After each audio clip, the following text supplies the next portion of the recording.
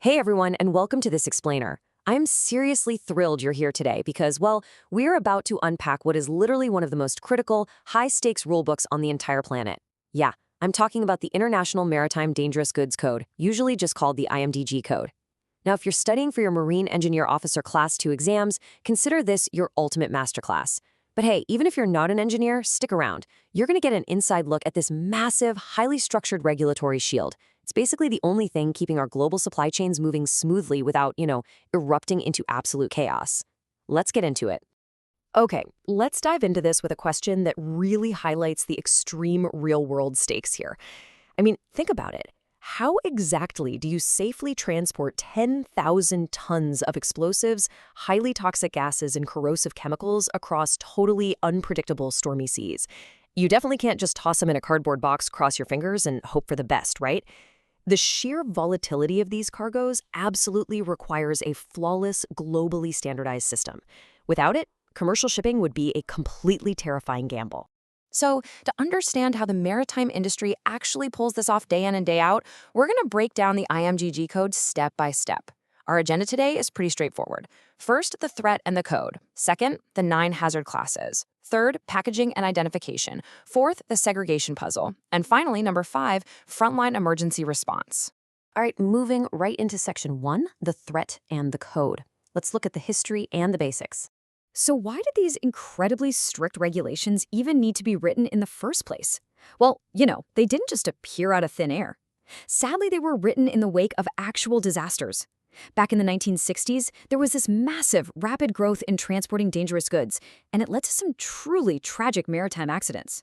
To put a stop to it, the International Maritime Organization, the IMO, stepped up and developed the very first version of the code in 1965.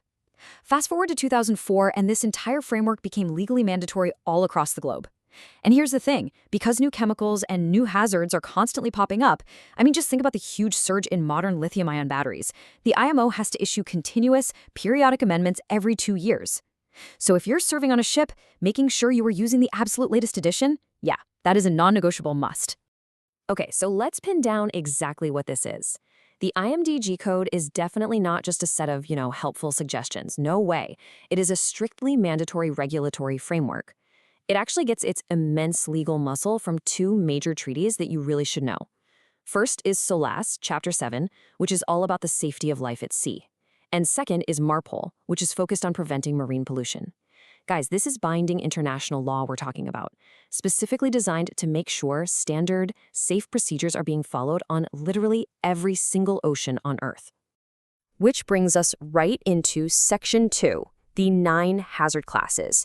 This is all about categorizing the danger. Now, what's really interesting about this slide is how they manage it all.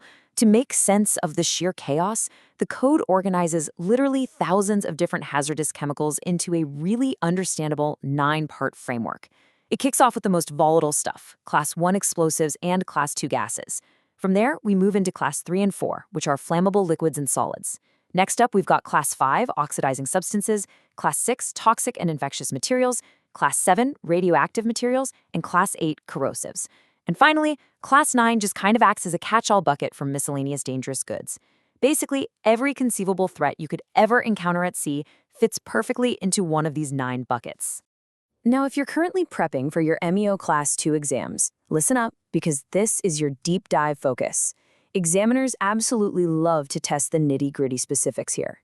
For example, you've got to know that Class 3 flammable liquids are strictly categorized by their flashpoint. For Class 2 gases, remember that they break down into flammable, non-flammable, and toxic subcategories. And Class 4 flammable solids? Well, those aren't just things that catch fire easily. Oh no. This class includes some genuinely terrifying substances that are spontaneously combustible or, get this, dangerous when wet.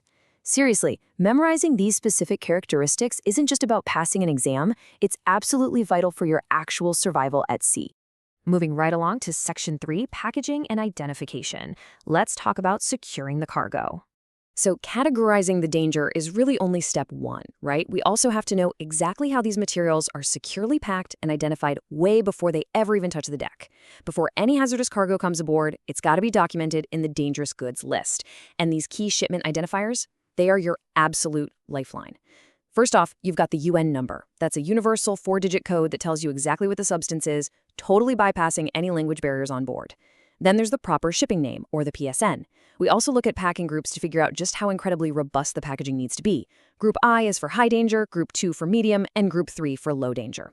Finally, we have to check if the cargo has a marine pollutant designation.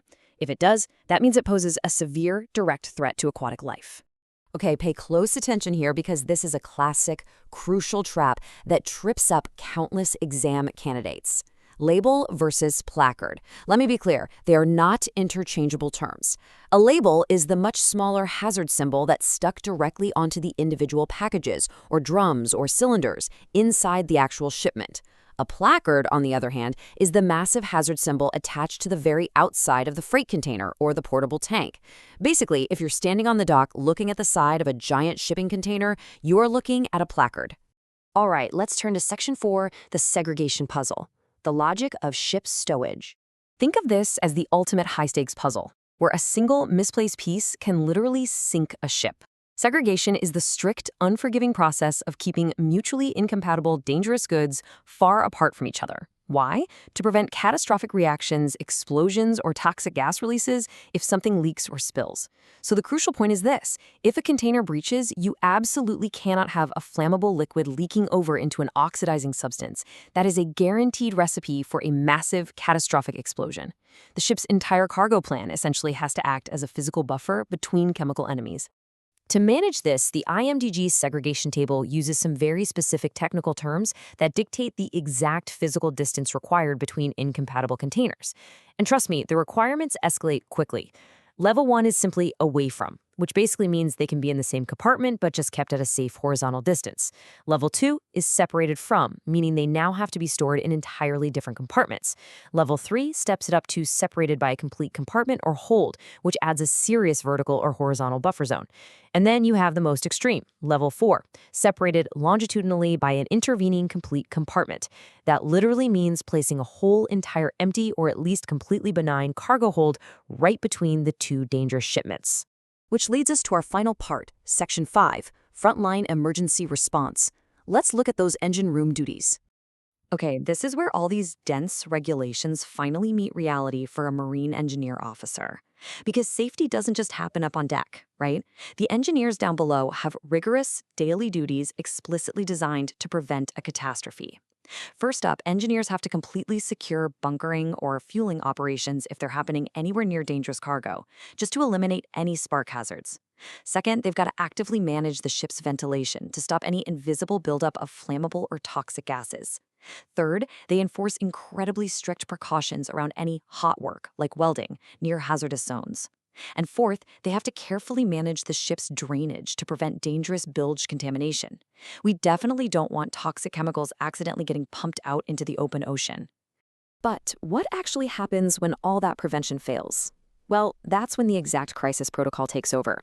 Step 1, immediately identify the leaking container or the source of the fire. Step 2, rapidly isolate the area and get everyone into their personal protective equipment. Step 3 is absolutely critical here. The crew instantly consults the EMS guide, or the emergency response procedures. That guide gives them specific step-by-step flowcharts for firefighting and spill response tailored to that exact chemical. And finally, Step 4. If anyone is injured or exposed, the crew immediately references the MFAG, that's the Medical First Aid Guide, for highly specialized toxic exposure treatments. Now, because these procedures are a matter of life and death, they are heavily policed. When a ship rolls into port, government inspectors from Port State Control are going to aggressively test the crew. They're checking for perfectly matching documentation, making sure placards are clearly visible, verifying that the segregation is 100% correct, and checking the structural cargo securing. But, and this is a big but, they also aggressively test the crew's actual knowledge of those emergency procedures we've just talked about. Let me tell you, failing a PSC inspection, it means severe ship detentions, massive financial delays, and a pretty permanent stain on the officer's records. Look, I know we've covered a ton of really dense rules and intense exam focuses today, but I really want you to take this underlying mission to heart. The quote goes, "The ultimate objectives of the IMDG Code are the protection of life, the protection of the ship, the protection of cargo, and the protection of the marine environment. Behind every single UN number, every single placard, and every strict segregation rule, there is a concerted global effort to make absolutely sure that the hardworking crews operating these massive vessels actually make it home safely to their families. I'm going to leave you with this final kind of provocative thought to ponder. Could just one single misdeclared container jeopardize the entire global supply chain? Honestly, when you consider the fragile, highly engineered nature of the maritime logistics we've just been exploring, you quickly realize just how much trust we place in the IMDG code every single day. I really hope this explainer gave you a deep, structured understanding of exactly how order is maintained out there on the high seas. Keep learning, keep studying, and hey, stay safe out there.